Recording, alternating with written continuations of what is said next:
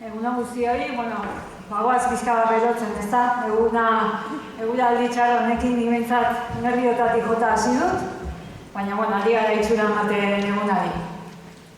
Pozgarria da gaur hemen egotea, nola ez, sindikatua sustatzen ari den gatazka feminista hauei godazar egitea eta balioa ematea.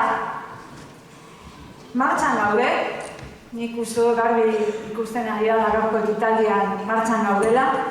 Sindikatu feminista eraikitzen ari gara, urtez urte, pausoz pauso. Asko daukago oraindik egiteko, baina egindakoaren balioaz ere oso kontziente gara.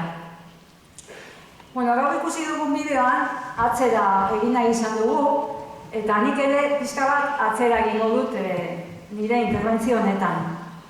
Duela urte desente, sindikatuan emakumeak erabakigune eta zuzendaritzan sartu ginen. Sindikatuaren erabaki politiko garrantzitsu baten ondorioz. Sindikatuaren apostu politiko bat izan zen, berez aldatzen ez dena aldatzeko zuzenean eragin behar delako, ezta? Eta garai hartan, guri tokia egiteko, gizon batzuk atzera egin zuten. Eta, nik uste dut urte guzti hauetan garbi ikusten ari garela, horrelako prozesuak aurrera eramateko bezalako erakunde baten, guztion babesa eta bultzada direla garrantzitsuak. Garai hartan sortu zen genero berdintasun alorra ere, egin dugu alorrean ere ibilbide bat. Los conflictos protagonizados por mujeres fueron adquiriendo cada vez más peso en nuestra acción sindical. Seguramente porque la realidad del mercado de trabajo así lo exigía. Al principio, más que por una decisión consciente o estratégica del sindicato. Gaurkoan ikusi ditugu hainbat irudi, asko eta asko geratu dira kanpoan, hutsune batzuk, nila konturatu naiz, ez da adibidez, Gipuzkoako epaitegi eta komisaldegietako garbitzaileak ez dira agertzen, hutsune nabarmenekin, baina irudiak ikusi ditugu. Irudietan ere ikusten da bilakaera bat, hasierako gatazketatik bukaerako gatazketara. Eta nik une hau baita ere baliatu nahi dut bideoan azaltzen den gure militante historikoa den Loli Abali musu handi bat bidaltzeko guztion batzuk.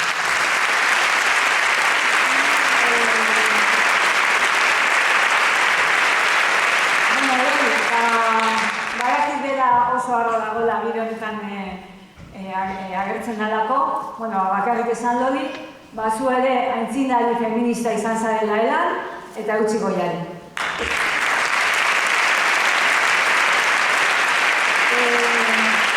Gatazka guztiaren gure historia feministaren parte dira. Azken urteetan, sindikalismo aldarrikatzailearen iruditegia eta protagonismoa aldatzen ari gara, eta emakumeok borrokaren lehen lerroan kokatu gara. Oraindik badaukagu hutsunerik, adibidez etxeko langileen hutsunea. Eta hau ez da borondate faltagatik, hau batez ere da antolakuntza ikuspegi batetik sektore honek sortzen dizkigun zailtasunengatik. Baina garrantzitsua da onartzea hutsune hori badaukagula. Todas estas luchas han sido y son feministas. Como decimos muchas veces, son la aportación más práctica que hace nuestro sindicato a la lucha feminista. Porque el feminismo en el que creemos es un feminismo de clase, anticapitalista y antirracista. Nancy Fraseren hitzak erabiliz, feminismo eraldatzailea da klase borroka berria. Klase borroka esparru produktibo eta erreproduktiboan ere kokatu behar delako. Enplegutik haratago, bizitzaren prekaritatearen aurka kokatu behar delako klase borroka. Baina beti ere, enplegua antolakuntzarako eta borrokarako eremu bezala baztertu gabe. Eta emakumeak protagonista diren gatazka hauetan gu hori egiten ari gara. Gu ari gara bizitzaren prekaritatearen aurka, soldatarrakararen aurka, zaintza lanak duintzearen alde. Eta gainera, garbi ikusten dugu, gatazka hauekin ahalbidetzen ari garela sindikatua emakumeen ahalduntzerako tresna izatea. Emakumeak, langile eta emakume bezala ahalduntzeko tresna. Y en el año 2014 decidimos dar en este recorrido un paso más y pusimos en marcha el proceso de cambio organizacional por equidad de género. ¿De dónde partíamos? Bien, que las mujeres estemos en los ámbitos de decisión del sindicato es necesario, pero no es suficiente. Tampoco es suficiente con organizar a las mujeres en sectores precarios feminizados. Si realmente queremos ser una organización feminista, tenemos que repensar el conjunto de la organización y de la estrategia sindical, porque las organizaciones también generamos situaciones de desigualdad y de discriminación, aunque sea de forma involuntaria. Eta jakina, gure sindikatua ez dago hortik salbu, gu ez gara berdintasunaren irla bat. Sindikatuak gizonen neurrira sortu ziren erakundeak izan ziren enean. Gizonek sortuak enpleguan zeuden gizonak antolatzeko emakumeak etxean zeuden bitartean. Eta jakina, historia honek kultura jakin bat sortzen du erakunde guztietan, eta gurean ere bai. Zergatik jarri genuen prozesu hau martxan? Komeni da gaurkoan hau gogoratzea. Lehenengo eta behin justizia sozialagatik eta koherentziagatik. Gu gizarte eredu feminista baten alde baldin bagaude, beharrezkoa da koherenteak izatea etxe barruan ere, eta egiten dugun gauza guztietan genero berdintasuna bermatu behar dugu. Baina baita ere, beharragatik ere bai, zeren eran erabaki dugu prekaritatearen aurkako borroka ildo estrategikoa dela gure sindikatuan. Eta jakin badakigu, emakumeo garela batez ere prekaritate egoeran gaudena gure bizitzetan eta lanean. Emakumeo langile klasearen herria gara. Langile klasea anitza eta heterogeneoa da. Horregatik, guk langile klase osoa ordezkatu nahi badugu eta batez ere prekaritate egoeran daudenak, beharrezkoa da, elan emakumeen eskubideen defentsan lehen lerroan jokatzea.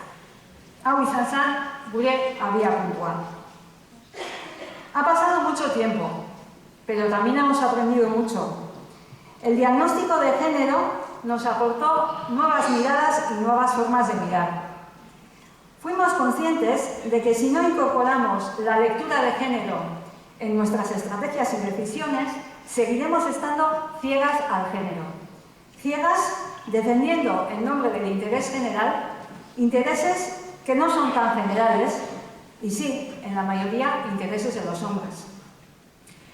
Adibidez, duela urte batzuk, hanek oso ondo azaldu du soldata arrakalaren inguruan egiten ari garena, pentsaezina izango zen duela urte batzuk, elan grebak egitea soldata arrakalaren aurka. Baina jakina, behin ja, genero, irakurketa sartzen dugunean eta sektore baten adibidez ikusten badugu soldata arrakala dagoela, gu ezin gara geratu soldata igoera komun bat aldarrikatzen. Soldata igoera komun bat aldarrikatzen badugu, soldata arrakala hori mantentzen egongo naizelako. Eta nahi gabe bada ere, interes orokorraren izenean, genero desberdintasun horiek sustatzen egongo naizelako. Hori da aldaketa.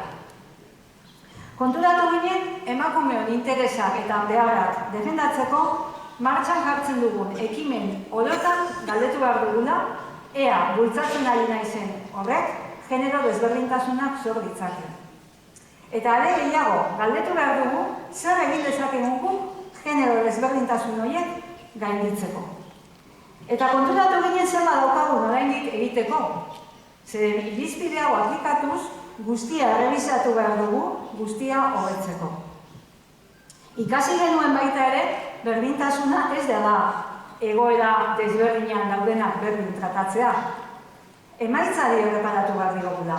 Eta gu bego ere, ari ginela, desberdintasun egoera horiek sortzen, konturatu gabe bazen ere.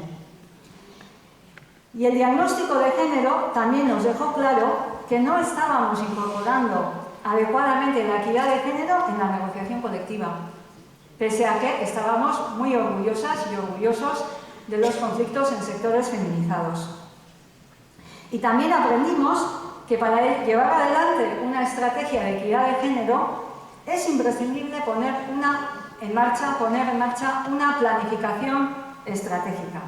Porque si no hay una planificación estratégica, La igualdad de género cae de las agendas. Cae de las agendas porque siempre habrá cosas más importantes que hacer.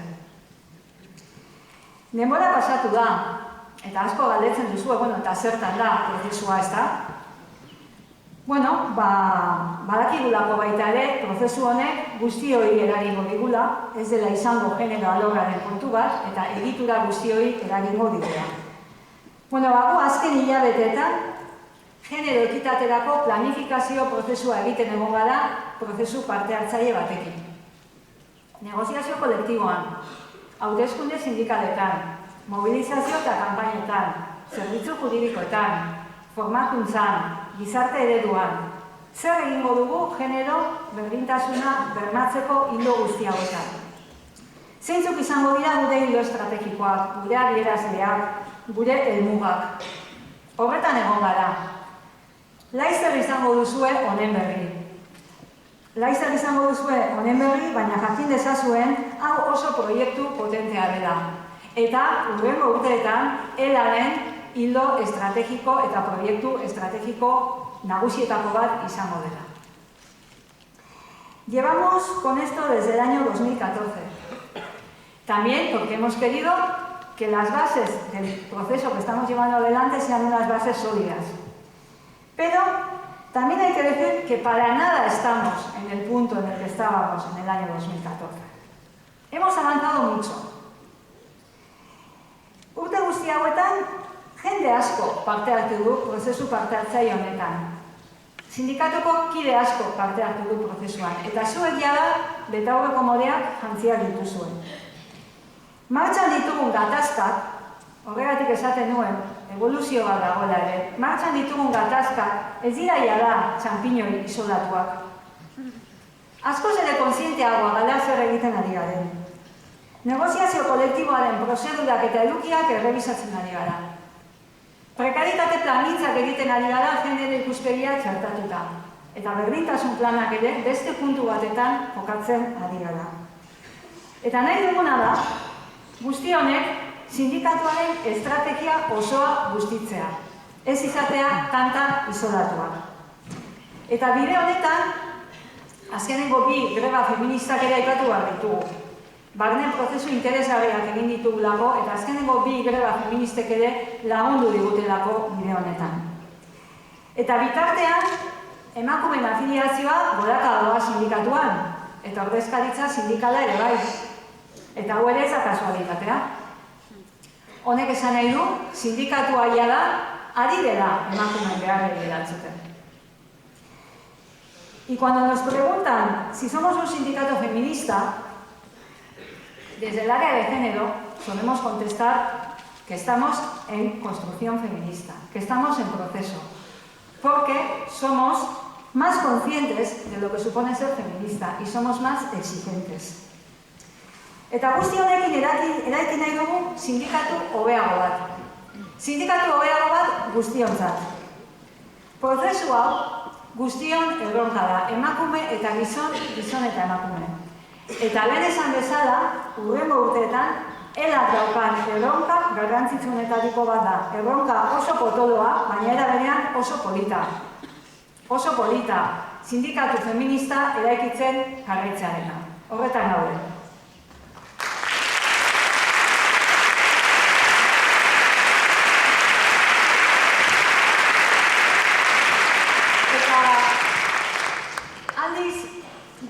Erakundetako ordezkariei galdetzen dietenean ea feministak diren, hauek zer erantzuten dute? Hauek erantzuten dute, noski, feministak direla, martxoa 8rekin bat egiten dutela, laso morea jazten dutela. Gure agintariek, kasurik onenean, berdintasun formala bermatzen dute, paperetan eta plangintzetan. Baina politika errealak kontrako norabidean doaz.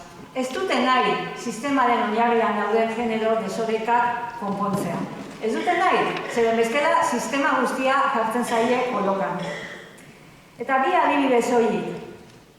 Eusko Jaurlaritzaren soldata arrakalaren aurkako plan estrategikoa. Plan estrategiko honetan, 4 urterako egindako plan estrategiko honetan, prekaritate hitza ez da azaltzen. Beraz, soldata arrakalaren aurka egin nahi da, enpleguaren kalitateari buruz hitz egin gabe eta administrazioaren azpikontratazio politika berrikusi gabe adibidez. Beste adibide bat, la mesa de diálogo social que se acaba de reunir hace poco de la CAPV. Una vergüenza. Entre lo que ha afirmado, afirman que la base de la brecha salarial está en el sesgo vocacional entre hombres y mujeres. Dando por buenas unas declaraciones que había hecho el presidente de Confebask, Zubiaurre, que daba a entender que casi la brecha salarial es culpa de las mujeres porque elegimos mal qué estudiar. Eta feminista komen dira, baina feministetan feministenak Gipuzkoako diputazioa, feministetan feministenak. Ez dakit dakizuen, baina Gipuzkoako diputazioa etorkizuna eraikitzen izeneko estrategia bat martxan jarria du, Gipuzkoa guztien parte hartzearekin, kakotx artean, etorkizunako Gipuzkoa nolako izan behar pentsatzeko. Diru publiko pilo batekin, zaintza ereduataz hausnartzeko proiektu aurrerakoi bat ipini behar omen dute martxan. Baita ere, hainbat enpresatan, kontziliazio programa pilotoak martxan hartzea ahalbideatu omen dute. Eta, diru asko gastatzen dute, adibidez, Tolosan, duela hilabete batzuk ja, izen handiko hizlari feministak ekartzen eta jardunaldi feministak antolatzen. Bueno, ni ez naiz ingleseko hitzak erabiltzezale, iruditzen zaialako euskeraz ere izendatu ditzakegula, baina nik ere gaur erabiliko dut hitzak. Gipuzkoako diputazioa egiten ari dena da papel washing. Zurik eta morea, esan da bezala, enpresen eta gobernuen aurpegia garbitzea emakumeen eskubideen izenean. Eta Gipuzkoako diputazioaren kasuan oso garbia da. La Diputación de Guipúzcoa se define como feminista, pero en el día a día ejerce activamente contra los derechos de las mujeres. Gipuzkoako erresidentzietako emakumeen aldarrikapenak ez omen dira onargarriak. Itota utziko luketelako sistema. Hau esan zuen Olanok, aldun nagusiak irratiko elkarrizketa baten. Itogarria zera da. Itogarria da herri bateko zaintza sistema publikoa emakumeen prekaritatean oinarritzea. Itogarria da privatizazioaren ondorioz emakumeen 130ko soldata arrakala bultzatzea, enpresek negozio borobila egiten dutenean zaintzarekin, guzti hori diru publikoarekin eta baita ere familia askok eta askok hilero egiten duten esfortzu ekonomiko handi batekin. Hori da itogarria. Feminista izatea zer da? Feminista izatea da zaintza erdigunera ekartzea, zerbitzu publikoak zaintzea, kalitatezko enpleguaren alde egitea bizitza duinak bermatzeko. Feminista izatea, gure ustez da, gutxi batzuen zerbitzua dagoen sistema irauli eta gehiengo baten mesedetan ipintzea.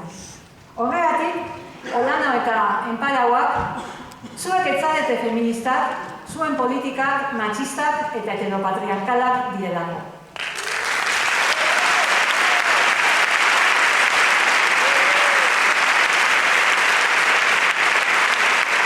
Pero la huelga de las residencias de Vizcaya no tiene marcha atrás.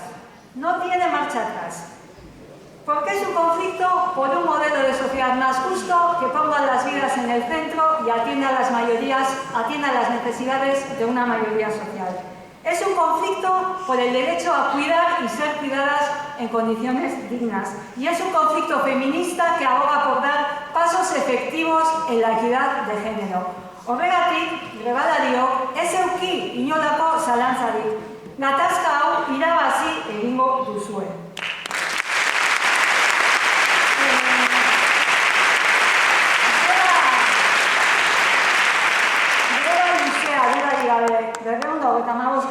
Eguna.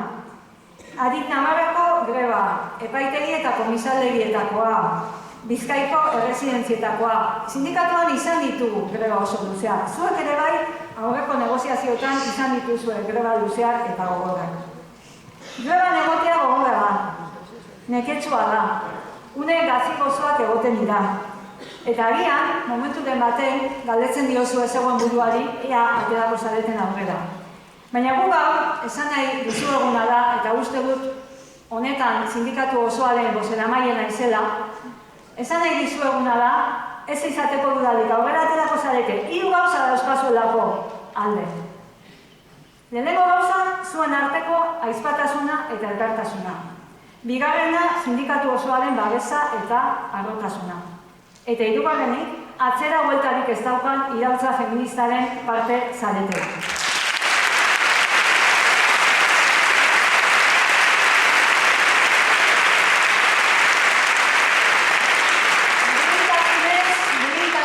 Eta adorez, lesio ikaragarria ematen ari zarete. Eta sindikatu honetako gizon eta batez ere emakumeo oso harro daude zuetaz. Eta oso harro daude zuetaz eta beste emakume askotaz ere bai nola ez. Aipatu nahi ditugu ere, Bizkaiko etxez-etxeko laguntza zerbitzukoak, borroka luzea da emakume hauen ere, eta askonetan